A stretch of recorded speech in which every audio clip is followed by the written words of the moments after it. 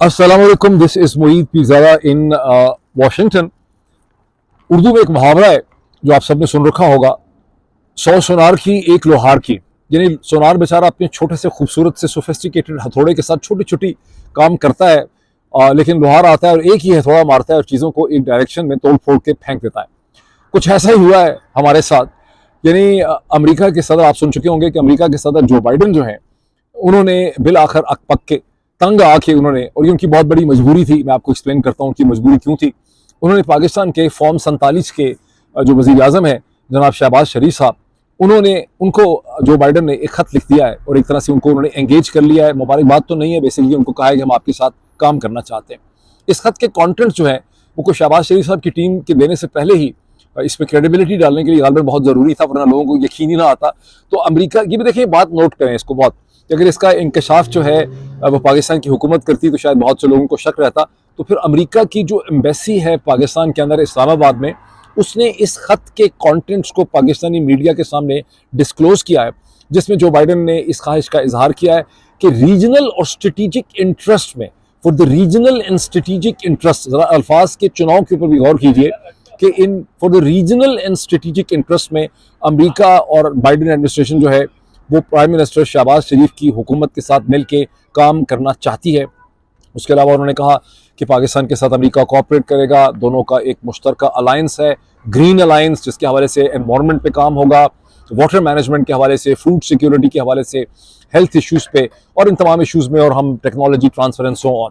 ज़ाहिर है इस किस्म की बहुत सी डिटेल्स आपको देनी ही होती हैं, लेकिन दिस इज टोटल जिब्रिश। ये इसकी अहमियत बिल्कुल भी नहीं है कि जो बाइडन ने अपने ख़त के अंदर जो कुछ लिखा है उसकी कतई तौर पे कोई अहमियत नहीं है। असल अहमियत इस चीज़ की है कि जो बाइडन सदर बने अमेरिका के 20 जनवरी 2021 को, और ये पहली दफ़ा है कि उन्होंने पाकिस्तान के एक चीफ एग्जीक्यूटिव को, प्राइम मिनिस्टर को उन्होंने एंगेज किया है, और कोई फ़ोन कॉल से भी खाली एंगेज नहीं किया, बाकायदा एक ख़त लिख के एक ऑफिशियल पोजीशन में उन्होंने एंगेज किया है।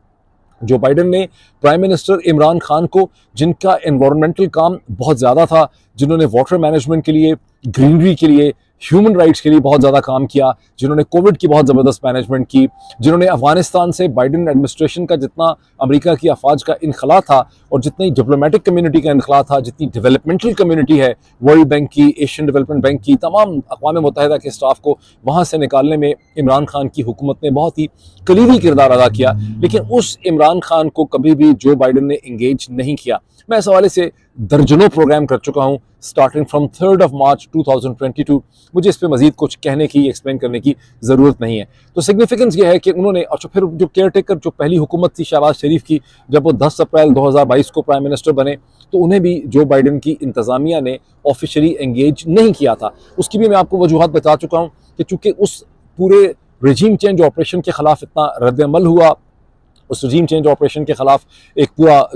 पूरा नैरेटिव बन गया, तो बाइडन एडमिनिस्ट्रेशन डिफेंसिव के ऊपर चली गई और उन्होंने एंगेज नहीं किया। उसके बाद भी ऐसी सूरत हाल कभी डेवलप हो ही नहीं सकी कि बाइडन एडमिनिस्ट्रेशन को इत्मीनान होता कि वो एंगेज करेंगे, लेकिन अब उनका एंगेज करना इस स्टेज पे नागुज़ीर था, बिकॉज वो एक, अब इसको 2-3 तरीके हैं इसको देखने के कि एंगेजमेंट की। एक तो सिग्निफिकेंस ये है कि आप कह सकते हैं कि बाइडन की टीम ने, या उनके गिर्द जो इंस्टीट्यूशनल फ्रेमवर्क है, उन्होंने ये कंक्लूड किया है कि मिशन हैज़ बीन एकम्प्लिश्ड। हम पाकिस्तान के अंदर और खित्ते के अंदर जो तब्दीली लाना चाहते थे, जो चेंज हम इफेक्ट करना चाहते थे, वो हमने कर ली है, जिसके कुछ और मैं अनासर और एलिमेंट्स अभी आपके सामने रखता हूँ। तो एक तो ये एलिमेंट है। दूसरा, इसमें एक एलिमेंट ऑफ डेस्परेशन भी है। डेस्परेशन अर्जेंसी इसलिए है कि पाकिस्तान के माशी हालात बहुत बुरे हैं, और पाकिस्तान के जो फाइनेंस मिनिस्टर हैं जनाब मोहम्मद औरंगजेब साहब, वो 14 और 15 अप्रैल को वाशिंगटन पहुँच रहे हैं 2 से 3 दिन के दौरे के लिए। यहाँ बताया जाता है कि उनकी IMF के साथ और वर्ल्ड बैंक के टॉप ऑफिसर्स के साथ उनकी मुलाकात होगी। मैंने कई वीलॉग्स में आपको वजाहत की है कि मोहम्मद औरंगजेब एक प्रिटी फेस हैं, एक महंगा सूट हैं, जिन्हें सिर्फ इसलिए इंडक्ट किया गया है कि उन्होंने जाके अच्छी अंग्रेजी बोलनी है, जार्गन्स की बात करनी है IMF के साथ, वर्ल्ड बैंक के लिए। दर हकीकत वो असल में शायद फाइनेंस मिनिस्टर भी नहीं है, वो महज एक चेहरा है, और पीछे से सारी कार्रवाई तो शरीफ खानदान ने खुद ही करनी है, या और लोगों ने करनी है जिन्होंने करनी है। पर वो यहाँ पहुँच रहे हैं और पाकिस्तान को IMF की जो है उसकी एक ज़रा ग्रीन लाइट चाहिए। अब आईएमएफ का मैं अंदर का हाल आपको ये बता देता हूँ कि आईएमएफ के हेड ऑफिस के अंदर, जहाँ पे हम लोगों ने बाहर एक मुजाहरा भी किया था, आईएमएफ ने अपनी जो रिपोर्ट ली अपनी टीम से पाकिस्तान में और अपने एक्सपर्ट्स के साथ उन्होंने जो देखा तो उनको यही समझ आई, और वहाँ पर एक इंटरनल डिस्कशन हुई है आईएमएफ के ऑफिस में जिससे हम वाकिफ़ हैं। वो ये है कि पाकिस्तान के जो इलेक्शन हुए हैं उनको पाकिस्तान के आईएमएफ के ऑफिस ने मिशन ने यही बताया कि ये इलेक्शन बराए नाम हुए हैं और ये एक टोपी ड्रामा, ये ड्रामा ढकोसला था। तो आईएमएफ अब देख रही थी यूएस ट्रेजरी की तरफ कि क्या करना है। तो अब प्रेसिडेंट बाइडन का ये जो खत है इसने आईएमएफ के तमाम अभाम को ख़त्म कर दिया है। आईएमएफ को और वर्ल्ड बैंक दोनों को एक ग्रीन सिग्नल यहाँ पर दे दिया गया है। अच्छा, अब जहन में ये भी रखिए, जो मैंने पिछले बाज़ व्लॉग्स में आपको वजाहत की है कि वर्ल्ड बैंक हर साल पाकिस्तान को 3 से 4 बिलियन डॉलर जो है वो देता है, जो असल में होने चाहिए थे डेवलपमेंट के पैसे, डैम बनाने के, रिपेयर करने के, सड़कों के, नेटवर्क के, ह्यूमन डेवलपमेंट के, एजुकेशन वगैरह के, हेल्थ वगैरह के। लेकिन ये सारा का सारा पैसा पाकिस्तान की जो बजट मेकिंग होती है, इसको बजटरी सपोर्ट कहते हैं, उसमें चला जाता है। जब वर्ल्ड बैंक देता है 3 से 4 बिलियन डॉलर, तो 2 से 3 बिलियन, 2-2.5-3 बिलियन डॉलर जो है वो एशियन डेवलपमेंट बैंक भी पाकिस्तान को दे देता है, और यूँ पाकिस्तान का जो है यहाँ पे गुजारा होता है। तो अब जो बाइडन ने इनको भी बेसिकली सिग्नल कर दिया। पॉइंट्स मैंने खुद ही बनाए लेकिन फिर भी देखने पड़ जाते हैं सीक्वेंस के लिए। अब इसमें देखिए कि तीसरा जो इसका एलिमेंट है वही कि जो मिडिल ईस्टर्न ममालिक हैं, जिनको अक्सर कहा जाता है कि ये पाकिस्तान के बड़े बरादर इस्लामी ममालिक हैं, ये बरादर इस्लामी ममालिक होने से ज़्यादा ये अमेरिका का जो ग्लोबल आर्किटेक्चर ऑफ कंट्रोल है या उसका जो फाइनेंशियल तरीका है ऑपरेट करने का, ये उसका हिस्सा है। जब अमेरिका ने किसी की मदद करनी होती है पाकिस्तान की, तो फिर वो मदद सऊदी अरब भी कर देता है, वो यूएई भी कर देता है, और अगर एक स्ट्रॉन्ग सिग्नल वाशिंगटन से आ जाए कि भाई नहीं करनी है, तो फिर सऊदी अरब, कतर और यूएई जो हैं वो भी हाथ जो है वो खींच लेते हैं। तो यहाँ से एक सिग्नल जो है वो उनको भी दे दिया गया। अब दूसरी इसके साथ की चीज़ देखें, मैं बहुत सी चीज़ें अभी आपके सामने रखता हूँ। दूसरी चीज़ें देखें कि मोहम्मद औरंगजेब उर्फ औरी जो हैं वो जब यहाँ पहुँच रहे हैं तो वो आईएमएफ को ये बताएंगे, वर्ल्ड बैंक को बताएंगे कि हमने, मेरे से पहले जो केयरटेकर हुकूमत थी, हमने इन्फ्लेशन के ऊपर बहुत बेहतर कंट्रोल हासिल कर लिया है। हमने अपनी एक्सपोर्ट इम्पोर्ट के दरमियान में जो डिफरेंस था उसको हमने खासा कम कर लिया। वो बुनियादी तौर पर किया कम इस तरह से है कि इम्पोर्ट से इतनी स्क्वीज़ कर दी गई हैं कि पाकिस्तान की इम्पोर्ट्स जो हैं, पाकिस्तान बहुत कम चीज़ें इंपोर्ट कर रहा है, जिसकी वजह से पाकिस्तान के इंडस्ट्रियल प्रोडक्शन के भी वही हालात हैं और एक्सपोर्ट्स भी आपको पता है खासे माठे हालात में। तीसरी वो चीज़ जो बहुत एक स्ट्रॉन्ग कहेंगे अमंग मेनी अदर पॉइंट्स, वो ये कहेंगे कि हमने जिस तरह से आईएमएफ ने हमें रिकमेंड किया, वो हम प्राइवेटाइजेशन के उस प्रोग्राम के ऊपर चल रहे हैं। और पीआईए की प्राइवेटाइजेशन का आपको पता है कि 27 मार्च को ऐलान कर दिया गया है, और उसमें कहा गया है कि अंदाज़न पीआईए की जो प्राइवेटाइजेशन होगी उसके नतीजे में 200-250 से तकरीबन 300 मिलियन डॉलर एक्सपेक्ट किया जाता है कि पीआईए की सेल, पीआईएसी जो है उसकी सेल फेच करेगी, और ये एक मिडिल ईस्टर्न कंट्री होगा जहाँ से ये पैसे जो है रिकवर किए जाएंगे। अब यहाँ पे थोड़ा सा मैथमेटिक्स जो है वो बड़ा ज़रूरी है आप सबके लिए समझने के लिए, जो मैंने कुछ अपनी पेंसिल स्क्रैचिंग की है। 200-250 मिलियन को अगर आप 280 से मल्टीप्लाई कर दें, अगर बेस रेट ले लें इस वक्त, तो तकरीबन ये ये था 70,000 मिलियन बनते हैं। अब मिलियन ज़ाहिर है 1000 मिलियन होते हैं, बिलियन में इसको अगर 1000 से डिवाइड कर दें, if my maths is not wrong, तो टोटल जो पीआईए की कॉस्ट लग रही है वो तकरीबन 70 अरब पाकिस्तानी रुपया लग रही है, if my mathematics is not wrong. और डेट जो इस वक्त है पीआईएसीएल के खिलाफ, जिसको एक होल्डिंग कंपनी के हवाले कर दिया गया है, वो डेट को तकरीबन 650 बिलियन रुपया है। फिर साथ ये कहते हैं कि रूजवेल्ट होटल है एट बेस्ट, बहुत ऑप्टिमिस्टिक सिनारियो अगर आप बिल्डअप करें तो न्यूयॉर्क में जो पीआईए की पोजीशन है, एक उनके पास पेरिस में भी होटल है, मुझे नहीं पता उसकी क्या कॉस्ट लगेगी, लेकिन मुझे किसी ने बताया कि रूजवेल्ट होटल, एक बैंकर ने मुझसे शेयर किया कि 500 मिलियन डॉलर एट बेस्ट उसके मिल जाएंगे। 500 मिलियन डॉलर को अगर रुपयों में कन्वर्ट कर दें 280 से मल्टीप्लाई करके, तो ये तकरीबन 1,40,000 मिलियन बनते हैं। इसको 1000 से डिवाइड कर दें तो ये तकरीबन 140 अरब रुपया बनता है। तो 70 और 140 अरब मिला के, कोई मेरी अगर मैं हिसाब गलत ना हो, तो 220 अरब रुपया टोटल मिलेगा पीआईसीएल के एसेट्स को बेच के। पेरिस वाले होटल को भी डाल दें तो कुछ और मिलियन थोड़े से डाल दें तो, और कर्जा इसके ऊपर है जो पीआईसीएल के ऊपर होल्डिंग कंपनी है जो कर्जा होल्ड कर रही है, वो तकरीबन इस वक्त है 600 बिलियन से ज़्यादा, या 650 बिलियन के करीब कर्जा है। ये कर्जा जो है इसको ये कर्जा किसकी जिम्मेदारी होगी, ये कर्जा कैसे लिक्विडेट होगा, कैसे ख़त्म होगा? इस तनाज़र में जो शेयर्स की सेल हुई है पीआईसीएल की, जहाँ देखते हैं कि कुछ दिनों से जो पीआईए का शेयर था जो पहले 3.5 रुपये का था, वो बढ़ के चला गया है 27 रुपये का, और उसकी जो मार्केट कैपिटलाइजेशन थी जो पहले 35 मिलियन डॉलर थी, वो बढ़ के बताया जाता है कि 510 मिलियन डॉलर यानी आधा बिलियन डॉलर तक पहुंच गई है। ये जो सारा कुछ हो रहा है, ये क्या हो रहा है? ये जो पाकिस्तानी शेयर होल्डर हैं, क्या ये उस पीआईए के शेयर खरीद रहे हैं जिसको एक मिडिल ईस्टर्न कंपनी कोई मुल्क खरीदेगा और उसकी कीमत में इजाफा हो जाएगा, या ये उस डेट के अंदर इन्वेस्टमेंट कर रहे हैं या वो डेट वाली कंपनी है उसको खरीद रहे हैं। मैं चाहता हूँ कि आप में से जो लोग फाइनेंस और बैंकिंग के हैं वो जरा इसके ऊपर रिसर्च करें और हम सबको बताएं और पूरे पाकिस्तान को बताएं कि यहाँ पे क्या हो रहा है। चले मूविंग फॉरवर्ड, इसके साथ अब इन दोनों डेवलपमेंट्स जो मैंने आपको बताई हैं, जो बाइडन साहब ने, जो प्रेसिडेंट जो बाइडन का जो मैसेज है उसकी अर्जेंसी मैंने आपको एक IMF और वर्ल्ड बैंक के हवाले से बताई, और ही मोहम्मद औरंगजेब की ट्रिप के हवाले से बताई, लेकिन इसमें कुछ और भी अनासर बहुत ही ज़्यादा अहमियत के हामिल हैं। आपको याद होगा कि चंद दिन पहले जब पाकिस्तान के so called foreign minister, form 47 वाले फॉरेन मिनिस्टर जो हैं, वो तो खैर पता नहीं, अच्छा वो तो डार साहब जब तशरीफ, वो खैर फॉर्म 47 वाले भी नहीं है, शायद मैंने गलत कह दिया। अच्छा, जब डार साहब ब्रसल्स से वापस पहुंचे बरतानिया में, वहाँ पर उन्होंने एक प्रेस कॉन्फ्रेंस की, और उस प्रेस कॉन्फ्रेंस में उन्होंने कहा कि हम एक सीरियसली एग्जामिन कर रहे हैं उस प्रपोजल को कि हिंदुस्तान के साथ हम ट्रेड को कैसे शुरू कर सकते हैं, और ये प्रपोजल पाकिस्तान की बिजनेस कम्युनिटी की तरफ से आया। उसके बाद से मैंने इसके हवाले से 2 प्रोग्राम किए, उसमें मैंने हिंदुस्तानी अखबारात की बहुत से अदाद शुमार, स्टेटिस्टिक्स और डिस्कशन भी आपके सामने में लेके आया था। What has happened since then? उसके बाद से पाकिस्तान की तरफ से मतजाद इसके हवाले से स्टेटमेंट्स आ रही हैं। कभी स्टेटमेंट आती है कि हम इसको बड़ा सीरियसली एग्जामिन कर रहे हैं, जो कुछ कहा है फॉरेन मिनिस्टर ने, कभी स्टेटमेंट आती है कि अभी इसके हवाले से कोई फैसला नहीं हुआ, अभी हम देख रहे हैं, अभी कोई हमें पता नहीं है, हमारी अपनी एक हिस्टोरिक पोजीशन है, हमारी पाकिस्तान की पोजीशन में कोई फ़र्क जो है वो नहीं पड़ा। अच्छा, हिंदुस्तान के अखबारात में इसके हवाले से बहुत ज़्यादा डिबेट हो रही है। इसका थोड़ा सा अफसोसनाक पहलू ये है कि हिंदुस्तान के अखबारात में इसकी डिबेट इस तरह से हो रही है कि ये खालिस्तान एक पाकिस्तान की ज़रूरत है, जिसकी खातर जो है वो ट्रेड पाकिस्तान मांग रहा है हिंदुस्तान से, यदि पाकिस्तान को एक ऐसे लेवल पे लाके खड़ा कर दिया गया है। हकीकत यह है कि ये एक ट्रेड और इकोनॉमिक से ज़्यादा ये एक प्योरली स्ट्रेटिजिक चीज़ हो रही है। और पाकिस्तान में एक और भी बहुत बड़ा ड्रामा ये किया गया, पाकिस्तान के अंदर बहुत किया गया, बहुत से ड्रामे किए गए इस बदनसीब कौम के साथ। एक बहुत बड़ा ड्रामा ये किया गया गुज़श्ता 7-8 बरस में कि बार बार ये कहा गया कि जियो इकोनॉमिक्स जो है वो जियो स्ट्रैटेजी से ज़्यादा मैटर करती है। अगर जियो इकोनॉमिक्स जियो स्ट्रैटेजी से ज़्यादा मैटर करती हो तो फिर अमेरिका और चीन के दरम्यान में बहुत अच्छे रिलेशनशिप होने चाहिए। ये जियो स्ट्रैटेजी ही है जो चीन का बेल्ट रोड इनिशिएटिव, जियो इकोनॉमिक्स नहीं है खाली, उसको अमेरिका एक जियो स्ट्रैटेजी की हैसियत से देखता है। और चीन का जो खौफ है अमेरिका और मगरब में, वो भी एक जियो स्ट्रेटेजिक लेंस का वो खौफ है। अदरवाइज चीन बड़ी कोशिश करता है अमेरिका को, मगरब को ये समझाने के लिए कि हमारा आपके साथ जियो स्ट्रेटेजिक कॉन्फ्लिक्ट नहीं है, हम सिर्फ जियो इकोनॉमिक्स में चल रहे हैं, हम दुनिया के पूरे फाइनेंशियल आर्किटेक्चर का हिस्सा बनना चाहते हैं जो आपने खड़ा किया है ब्रिटेन वुड्स इंस्टीट्यूशन का, IMF का, वर्ल्ड बैंक का, हम सब चीज़ों में कंट्रीब्यूट करना चाहते हैं। लेकिन असल में हमेशा जियो स्ट्रैटेजी जो है वो डोमिनेट करती है और जियो इकोनॉमिक्स से सेकेंडरी प्लेयर होता है। दिस नॉट टू से कि जियो इकोनॉमिक्स की इंपॉर्टेंस नहीं है। पाकिस्तान और हिंदुस्तान, चीन और अमेरिका के दरमियान जो चीज़ हो रही है ये खालिस्तान जियो स्ट्रैटेजी है,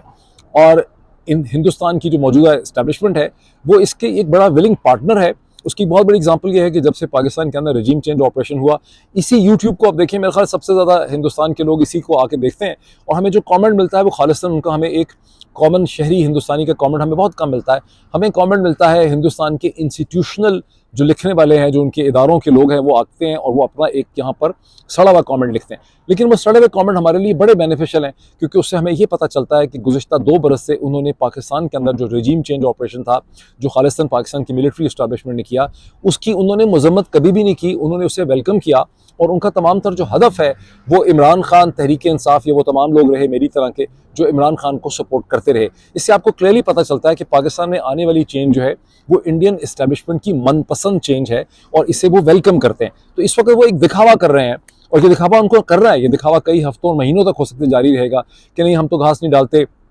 पाकिस्तान के ऊपर, हमें इसकी कोई ज़रूरत नहीं है, और trade and terrorism can not go together. तो वो पाकिस्तान से मजीद नाक रगड़वा सकते हैं, वो रगड़वाएंगे बिकॉज उनके पास एक स्ट्रॉन्ग पोजीशन है, लेकिन उनको भी इसकी उसी तरह से ज़रूरत है। मास्टर प्लान बुनियादी तौर पे यही है कि हिंदुस्तान जो है, पाकिस्तान हिंदुस्तान को एंगेज करे इंडिया के टर्म्स एंड कंडीशन पे। अब इसमें और फिर ये कि उससे एक चाइना की डिस्प्लेसमेंट होती है, उसका मैंने बहुत दफ़ा वजाहत की, लेकिन मैंने कुछ पॉइंट्स में आपको इसमें और बता दूँ।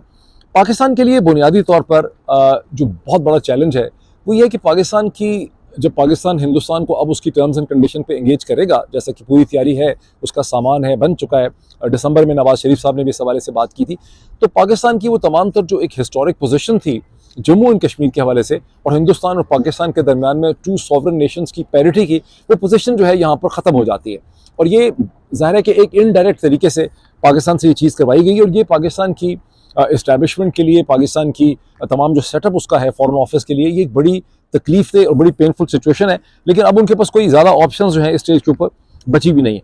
अच्छा, जहां इसमें इमरान खान को डिस्प्लेस कर दिया गया है और इमरान खान को कैदोबंद की सोबतें बर्दाश्त करनी पड़ी हैं, जिसमें उनकी अपनी भी बहुत सी मिस्टेक्स हैं, जिसका मैं गाहे बगाहे जिक्र करता रहता हूं, फिर भी करूंगा मैं बहुत तफसील से। वहां पर बुनियादी तौर पर यह डिफीट पाकिस्तान की इस्टेब्लिशमेंट की है, और पाकिस्तान की वो इस्टेब्लिशमेंट और उसका जो पर्सपेक्टिव था, यदि ज़ाहिर इसमें अशखास इंपॉर्टेंट नहीं है, अदवार को मैं वहाँ पे कहता हूँ, जनरल मुशर्रफ, जनरल कयानी और जनरल राहील शरीफ की इस्टेब्लिशमेंट जिस पर्सपेक्टिव को या जिस विजन को या जिस वे फॉरवर्ड को लेके चल रही थी, जनरल बाजवा ने उसे बेट्रे कर दिया। जनरल बाजवा, नवाज और लंदन एक्सेस जो है, इसने बुनियादी तौर पर पाकिस्तान की इस्टेब्लिशमेंट की जो अपनी एक हिस्टोरिक पोजिशन थी या स्टैंड पॉइंट था, उसे यहाँ पर सेक्रीफाइस कर दिया गया और एक ऐसी सूरत हाल जो है वो पैदा कर दी गई जिसमें अब पाकिस्तान की इस्टेब्लिशमेंट जो है वो एक स्ट्रेट जैकेट में फंस चुकी है। उसके पास इस इस इस स्ट्रेट जैकेट से निकलने की कोई बहुत ज़्यादा ऑप्शन जो है वो पाकिस्तान की इस्टेब्लिशमेंट के पास है नहीं। अब फिर क्वेश्चन एक आपके जहन में पैदा होता है, पैदा होना चाहिए कि इस सारी इक्वेशन में चाइना कहाँ फिट होता है। इसी हफ्ते ट्यूसडे के दिन भशाम में, खैबर पख्तूनख्वा में एक बार फिर चाइना की एक,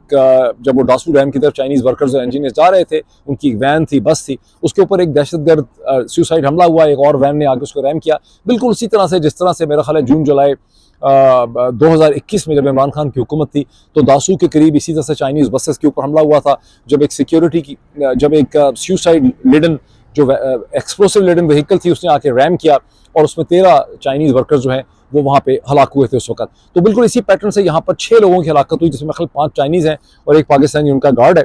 और इसके बाद चाइनीज़ ने इस पर बड़ा रद्द-ए-अमल किया। लेकिन अच्छा, ये एक आइसोलेटेड इवेंट नहीं है। इसके अलावा तुर्बत के नेवल बेस के ऊपर गवादर में जो हमला हुआ और फिर ज़ाहिर है 2021 के हमले का मैंने आपका जिक्र किया, और इसके अलावा बहुत से और भी सीरीज़ हमले, जैसे कराची में चाइनीज़ एकेडमिक्स के ऊपर हमला हो गया था, कराची यूनिवर्सिटी में, और ये अंडरस्टैंडेबल है। अब जब भी हमला होता है तो आप देखते हैं कि एक स्टेटमेंट आ जाती है कि ये चीन और पाकिस्तान की दोस्ती की जो दुश्मन है वो हमले कर रहे हैं। चीनी पॉइंट ऑफ व्यू से आप इसको देखें कि भाई ये हमले मुसलसल हम पे क्यों हो रहे हैं, जब हमें बार बार ये शोर करवाया गया कि बाकायदा एक मिलिट्री यूनिट्स रेज कर दिए गए हैं, एक बाकायदा एक डिवीजन रेज कर दिया गया है चाइनीज़ की हिफाजत करने के लिए। हर दफ़ा डिफरेंट किस्म की एक्सप्लेनेशन दी जाती हैं, और चाइनीज़ इसको देखते हैं कि पाकिस्तानी साइड के अंदर या तो पेनिट्रेशन बहुत ज़्यादा है, या पाकिस्तानी साइड के अंदर वो नेसेसरी विल नहीं है चाइनीज़ इंटरेस्ट को डिफेंड करने के लिए। और पाकिस्तान से जो रेटरिक है वो आप डॉन ट्रिब्यून में देख लें, हर दफ़ा एक बचगाना किस्म का रेटरिक जो है, बिल्कुल माइंड बॉगलिंग, इंसान की इंटेलिजेंस की डिसरिस्पेक्ट, बेइज्जती करने वाला जो नैरेटिव है वहाँ पे शेप किया जाता है। बात तो यह है कि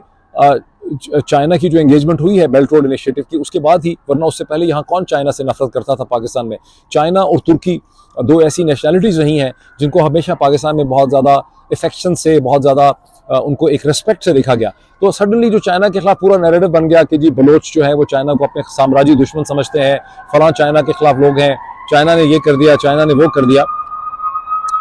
ये सारी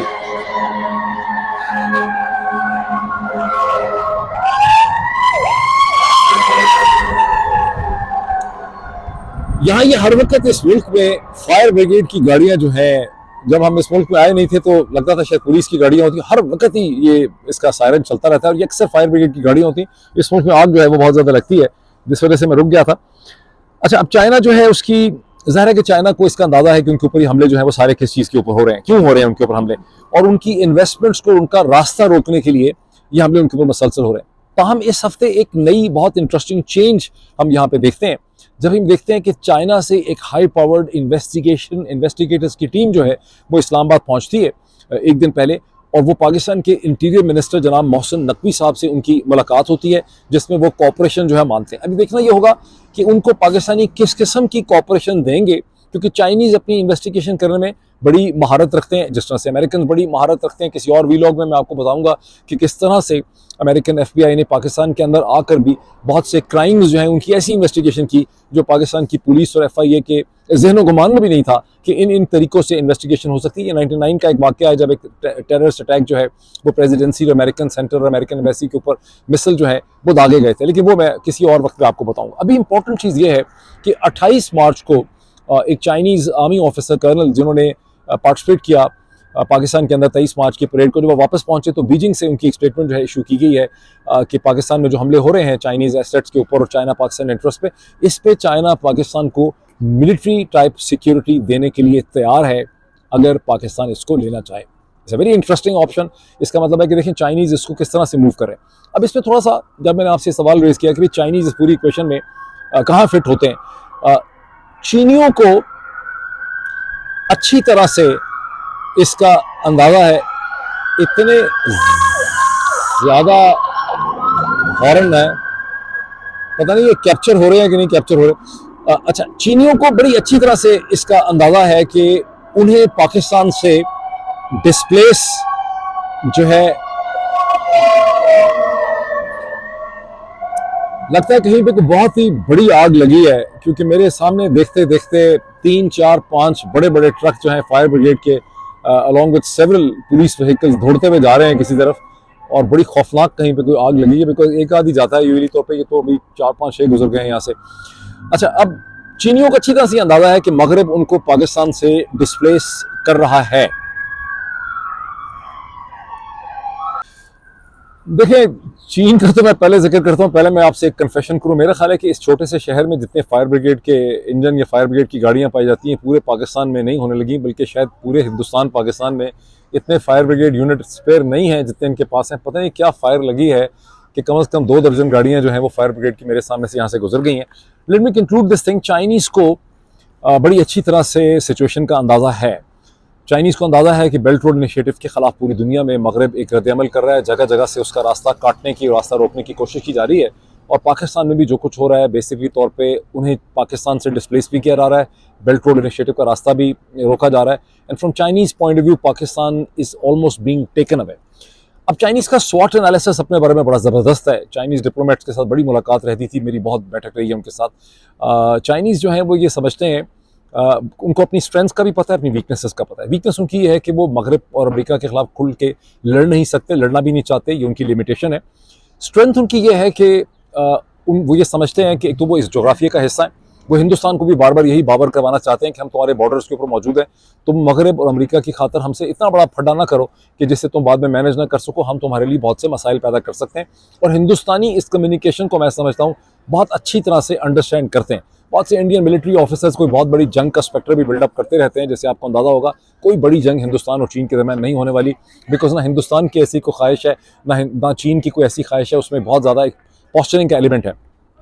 लेकिन चाइनीज़ की दूसरी स्ट्रेंथ ये है कि उनके मिजाज में बड़ी मुस्तकिल मिजाजी है, और वो ये कहते हैं कि अमेरिकन और जो वेस्टर्न सिस्टम है उसके अंदर अपनी जो स्ट्रेटेजिक डिज़ाइन होता है उसको वो जर्क्स में मूव करता है, क्योंकि डेमोक्रेटिक सिस्टम है अमेरिका का, तो उसमें जर्क्स में मूव करता है, कभी कुछ होता है कभी कुछ होता है, और वो अपनी ग्रैंड स्ट्रेटेजिक डिज़ाइन को अक्सर सस्टेन नहीं कर सकता, जबकि चाइनीज़ ये समझते हैं कि वो अपने स्ट्रेटेजिक डिज़ाइन को सस्टेन कर सकते हैं। सो चाइनीज़ बड़ी पेशेंस से पाकिस्तान के साथ इन्वॉल्व रहेंगे। कि जो भी आपने देखा कि उन्होंने कह दिया कि हम आपको सिक्योरिटी प्रोवाइड करने के लिए तैयार हैं, it's quite insulting for us actually. दूसरा ये कि उन्होंने एक इन्वेस्टिगेशन टीम यहाँ पे भेज दी है, फिर उन्होंने स्टेटमेंट दे दी है कि जनाब हम बिल्कुल चाइना पावर कंस्ट्रक्शन कंपनी दोबारा अपने प्रोजेक्ट पे काम करेगी, तो वो एंगेज रहेंगे, वो सिचुएशन को देख रहे हैं, they will keep on showing the opportunities. इस वक्त जो सबसे बड़ा रिवर्सल है वो मैंने जैसे कि आपको शुरू में कहा कि जनरल बाजवा, जब पाकिस्तान की इस्टेब्लिशमेंट को फाइनली सिचुएशन समझ आएगी और कुछ सालों में समझ आएगी कि general Bajwa had thrown the Pakistani establishment under the bus. ये सही है कि कुछ ऐसे मसाइल पैदा थे खित्ते में कि अल्टीमेटली आपको कॉम्प्रोमाइज़ करना ही था, लेकिन वो कॉम्प्रोमाइज़ अगर स्टेप्स एंड स्टेजेस में होता, डेमोक्रेटिक गवर्नमेंट के जरिए होता, बगैर रिजीम चेंज ऑपरेशन के होता, तो वो पाकिस्तान की लॉन्ग टर्म जो उसके स्ट्रेटेजिक इंटरेस्ट हैं उसके लिए बहुत अच्छा होता। बहरहाल I will keep on commenting on that situation. Thank you.